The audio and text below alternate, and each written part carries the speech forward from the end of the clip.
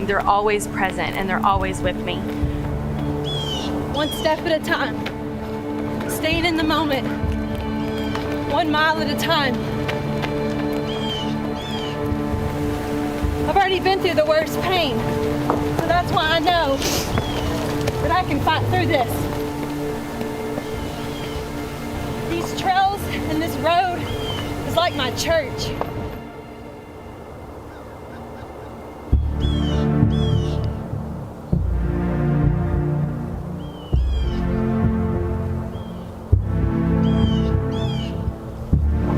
Stay right here, and all I see is Reagan and Grant cheering me on.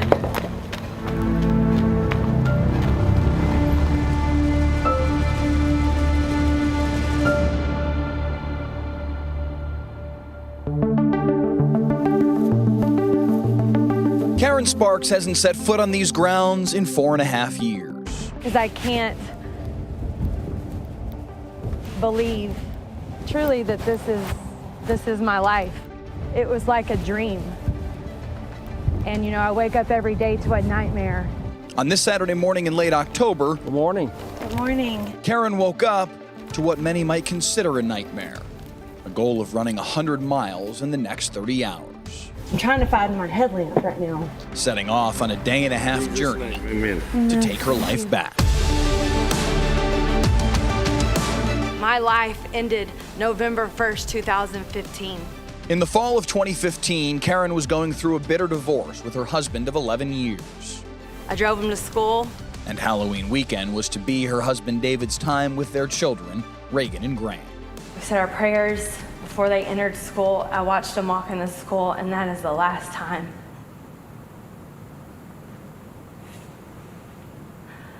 I ever saw Reagan and Grant.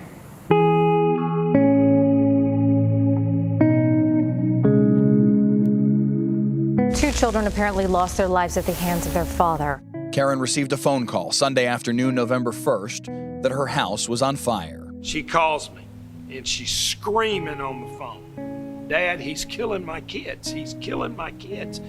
I said, what? Stop. What are you talking about? My house is on fire. He's killing the kids. There's no way. He would never do that. But in that instant, it was my mom, that mom gut feeling, and I said, he's hurting them, he's killing them, and he's getting back at me. In the 5 years since, running has become Karen's addiction. My kids were athletes, and they ran track. A half marathon gave way to a full marathon, which led to ultra running. Doing 50Ks, 50 milers, and I just did 100K. And on the 5-year anniversary of her children's death, 100 miles to honor them, no matter how crazy anyone thinks it may be. I can't tell you the number of times I've looked there and said, look, don't do this to yourself anymore. You can do it another way. Don't do this. And for her to look me in the eye and say, Dad, I'm doing it.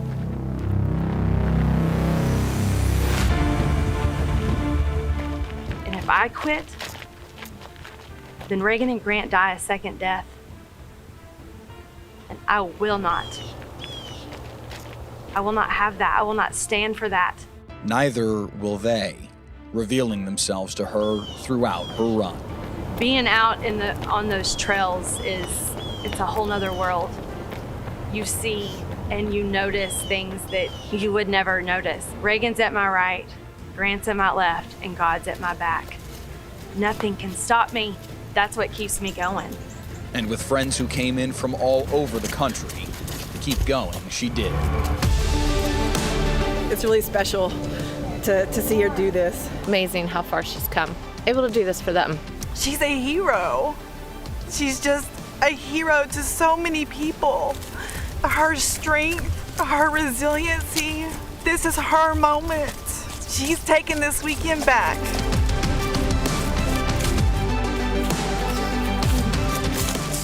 We rewrote November 1st, 2015, and we conquered this 100 miles together. All of us that are believers, we've got the same amount of time. We'll all live the same amount of time, eternity.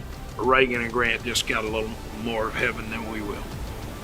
100 miles, a Herculean feat, but it's nothing compared to a lifetime spent scaling a mountain of grief. There is no closure. It's just the beginning. In McKinney, I'm Mike Leslie.